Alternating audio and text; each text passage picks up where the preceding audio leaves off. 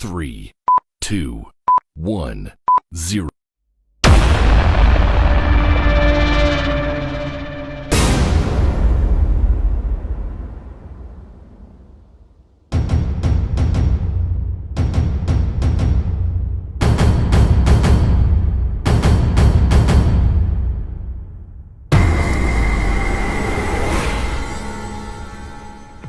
और उन्हें ऐसा लगता है महामानव ने ये वरदान दिया है कि वो अपनी सहूलियत अनुसार अपनी उम्र जब चाहे बढ़ा ले और जब चाहे घटा ले।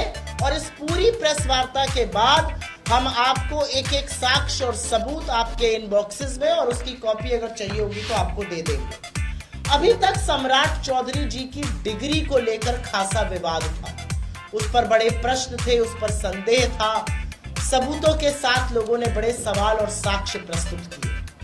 लेकिन अब उनकी उम्र को लेकर भी बहुत सारे झूठ सामने आ रहे हैं और उनके अब के चुनावी हलफनामे में उन्होंने झूठ बोला है। अपने चुनावी एफिडेविट में झूठ बोलने का क्या परिणाम होता है, किस तरह से कैंडिडेट अयोग्य घोषित होता है, किस तरह से चुनाव निरस्त होता है, ये मुझसे बेहतर आप जानते हैं।